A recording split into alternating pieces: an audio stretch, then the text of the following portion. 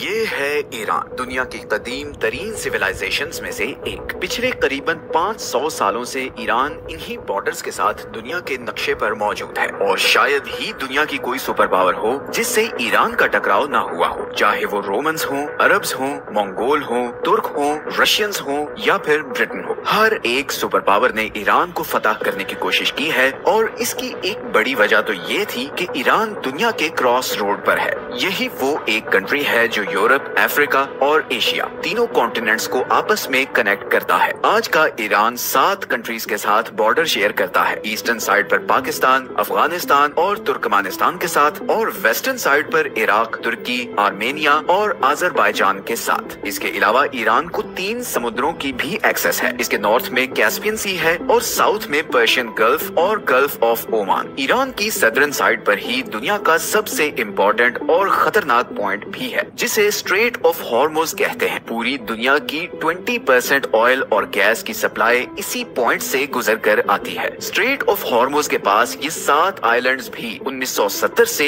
Iran के control में है। हालांकि इससे पहले इन पर यूएई का कंट्रोल था। इसी तरह इधर कैस्पियन सी में भी ये आशूरा डे आइलैंड ईरान के कंट्रोल में है। पिछले 40 सालों से ईरान वेस्टर्न वर्ल्ड के लिए एक सरदर्द बना हुआ है। लेकिन आखिर ऐसी क्या वजह है कि इतनी पावरफुल आर्मीज और इकोनॉमीज होने के बावजूद अभी तक कोई भी वेस्टर्न कंट्री ईरान पर अटैक करके उस पर कब्जा नहीं कर सकी? सब कंट्रीज जानते हैं कि ईरान पर डायरेक्ट अटैक करना बहुत ज्यादा बैकफायर कर सकता है। ईरान को अनकॉन्करेबल बनाने में बहुत सी और रीजंस के साथ साथ उसकी ज्योग्राफी का भी बहुत बड़ा रोल है। सच ये है कि आज की वीडियो में हम देखेंगे कि ईरान की हिस्ट्री, उसकी ज्योग्राफी और उसकी प्रॉक्सी वॉर्स ने उसे इतना पावरफुल कैसे बना दिया है।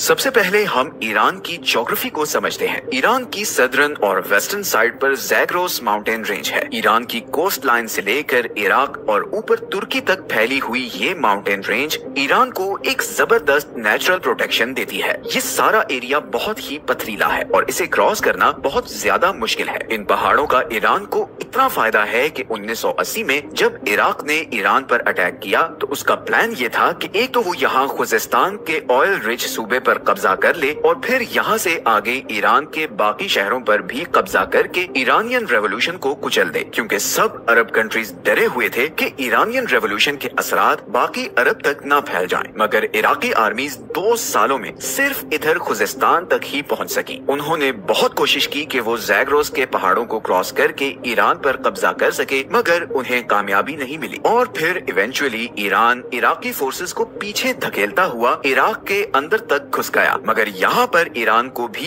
ये मसला आया कि जहाँ इराकी आर्मी को आसानी से उसके शहरों से सप्लाई मिल रही थी, वहीं ईरानी आर्मी को सप्लाई पहुँचाना बहुत मुश्किल हो गया, क्योंकि ईरान के सारे बड़े डिपो और शहर ज़ैग्रोस माउंटेन रेंज के दूसरी तरफ थे। यही वजह है कि 8 साल बाद ये वॉर बगैर किसी नतीजे के खत्म हो गई और दोनों कंट्रीज के बॉर्डर में 1 इंच भी चेंज नहीं आया। इसी तरह ईरान के नॉर्दर्न साइड पर कैस्पियन सी के साथ अल्बोर्ज माउंटेन रेंज है जो इसे नॉर्दर्न साइड से प्रोटेक्शन देती है और ये पहाड़ सिर्फ ईरान को नेचुरल प्रोटेक्शन ही नहीं बल्कि बहुत से रिसोर्सेज भी देते हैं। ये दोनों mountain ranges uranium, silver, gold और जिंक से माला माल है। ईरान के पास दुनिया के सबसे बड़े जिंक के रिजर्व्स हैं। इसी तरह 20th सेंचुरी ने ईरान की इस ज्योग्राफी को 4 चांद लगाए जब यहाँ पर्शियन गल्फ के पास ऑयल और गैस के बहुत बड़े रिजर्व्स डिस्कवर हुए। आज की डेट में पूरी दुनिया के 10% ऑयल और 15% नेचुरल गैस के रिजर्व्स ईरान के पास हैं। ईरान को एक और चीज जो प्रोटेक्शन देती है वो 2500 किलोमीटर लंबी ये कोस्ट लाइन है जो 2 समुद्रों के बीच डिवाइडेड है। बंदर अब्बास ईरान का सबसे बड़ा सी पोर्ट दुनिया के एक बहुत बड़े choke point Strait of Hormuz से सिर्फ 70 किलोमीटर दूर है और यही पॉइंट आज ईरान का सबसे बड़ा जियोपॉलिटिकल लेवरेज भी है। अगर ईरान अपनी नेवी के जरिए ये पॉइंट ब्लॉक कर दे तो पूरी दुनिया की इकोनॉमी कोलैप्स कर जाएगी, क्योंकि दुनिया की 15% एनर्जी सप्लाई यहाँ से गुजर कर एशिया और यूरोप को जाती है। अब अगर फर्ज करें कि कोई ये कोस्ट लाइन और ये 2 माउंटेन रेंजेस क्रॉस करके ईरान के अंदर आ भी जाए तो यहाँ पर दूसरा सबसे बड़ा बैरियर ये दश्त लूत और कविर रेगिस्तान है। लूत डेजर्ट को the hottest place on earth कहते हैं, क्योंकि 2005 में यहाँ पर 70 डिग्री टेम्परेचर रिकॉर्ड किया गया था। इस टफ और एबनॉर्मल ज्योग्राफी की वजह से ही ईरान को कॉन्कर करना ऑलमोस्ट इम्पॉसिबल रहा है। लेकिन आज की डेट में जो दूसरी चीज ईरान को इतना पावरफुल बनाती है वो है उसकी जियोपॉलिटिकल स्ट्रेटजी। सबसे पहले अगर हम ईरान के डेमोग्राफिक्स को देखें तो इसकी पॉपुलेशन तकरीबन 9 करोड़ है, जिसमें 95% शिया मुस्लिम है। ईरान में 62% लोग पर्शियन है, 16% आज़ेरी, 10% कुर्द और बाकी 12% बलोच, लूर, अरब और तुर्किक हैं। अब 1979 की शिया रेवोल्यूशन से पहले ईरान एक लिबरल कंट्री था और इस खिते में अमेरिका का एक बहुत स्ट्रॉन्ग एलाय भी था। इवन उस जमाने में अमेरिका ईरान को मिलिट्री जेट्स तक सप्लाई किया करता था। लेकिन फिर इमाम खोमेनी के आने के बाद यहाँ के सारे डायनामिक्स चेंज हो गए। आपको ये जानकर हैरत होगी कि 1979 से पहले ईरान और इसराइल के आपस में बहुत अच्छे रिलेशंस थे। इनफैक्ट ईरान 1948 में इसराइल को एक्सेप्ट करने वाला दूसरा सबसे बड़ा मुस्लिम मेजॉरिटी कंट्री था। लेकिन इमाम खोमेनी ने आते ही पैलेस्टीनियंस की सपोर्ट में आवाज उठाई और ऐलान किया कि अब से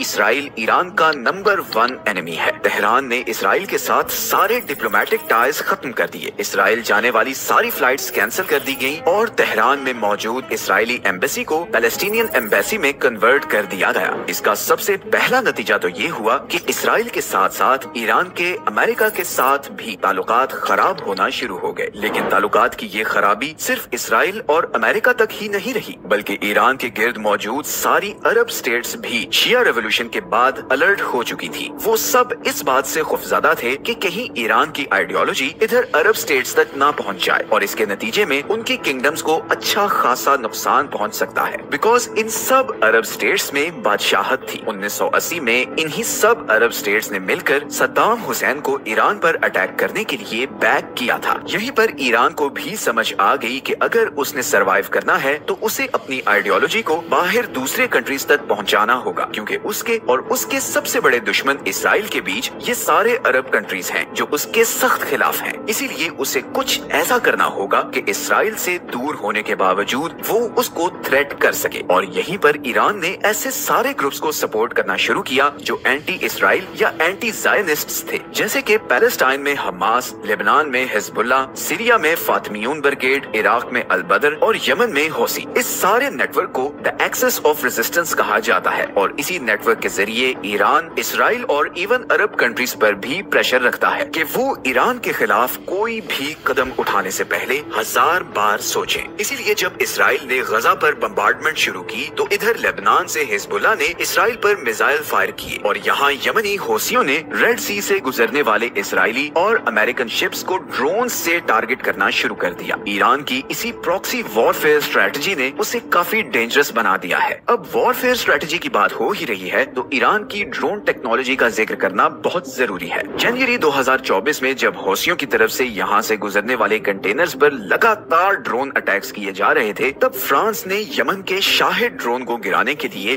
$1 मिलियन वाला Aster 15 surface to air missile use किया, जबकि यमनी ड्रोन की कॉस्ट सिर्फ $20,000 थी। यमनी हौसियों को ये सारे ड्रोन्स ईरान सप्लाई कर रहा है और इन ड्रोन्स की इतनी धूम मची है कि रशिया यूक्रेन के खिलाफ भी इन्हीं ईरानी ड्रोन्स को इस्तेमाल कर रहा है। अमेरिकन सेंट्रल कमांड की 2022 की रिपोर्ट के मुताबिक ईरान के पास पूरे मिडिल ईस्ट में सबसे ज्यादा और मॉडर्न बैलिस्टिक मिसाइल हैं। ईरान के सारे मिसाइल्स 2000 किलोमीटर तक अपने टारगेट को हिट कर सकते हैं। तो इन अ नटशेल अगर हम ईरान की ज्योग्राफी, उसकी प्रॉक्सी स्ट्रेटजी और ड्रोन टेक्नोलॉजी को देखें तो इसके बावजूद कि ईरान पर वेस्टर्न दुनिया की सैंक्शंस हैं और उसकी इकोनॉमी ऑफिशियल ग्राउंड्स पर बहुत छोटी है, ईरान एक ऐसे कंट्री के तौर पर सामने आता है जिसके पोटेंशियल के बारे में बहुत सी अनसर्टेनिटीज हैं, चाहे वो उसका न्यूक्लियर प्रोग्राम हो, प्रॉक्सी नेटवर्क्स की फंडिंग हो या मिसाइल टेक्नोलॉजी। ईरान के बारे में बहुत से ग्रे एरियाज हैं जिनकी वजह से वेस्टर्न कंट्रीज उस पर डायरेक्ट अटैक करने से कतराते हैं। अगर हम सिर्फ यही एक पॉइंट को देखें कि दुनिया के 2 choke points Strait of Hormuz और बाब अल मंदेब ईरान की टारगेट रेंज में हैं, तो यही चीज उसे बहुत पावरफुल लेवरेज दे देती है। और अब तो रशिया और चाइना भी अनऑफिशियली ईरान को बैक कर रहे हैं। अभी हाल ही में जब हमास के लीडर इस्माइल हुनिये को ईरान में असैसिनेट किया गया तो बहुत सी ऐसी अनकन्फर्म रिपोर्ट्स भी सामने आई कि रशियन इंटेलिजेंस और मिलिट्री जनरल्स ईरानी ऑफिशियल से मिले हैं और उन्हें यकीन दिलाया है कि अगर वो इसराइल के खिलाफ रिटेलिएट करते हैं तो वो ईरान का भरपूर साथ देंगे। फिलहाल तो इस्माइल हुनिये के कत्ल के बाद ईरान की इंटरनल सिक्योरिटी पर बहुत से सवालात उठ रहे हैं और बाज़ाहिर बज़ाहिर ऐसा लग रहा है जैसे इंटरनली कुछ गड़बड़ भी है। ईरान इस पर कब और कैसे रिटेलिएट करेगा, और क्या ईरान इसराइल और अमेरिका का जवाबी वार सहने की सलाहियत रखता है?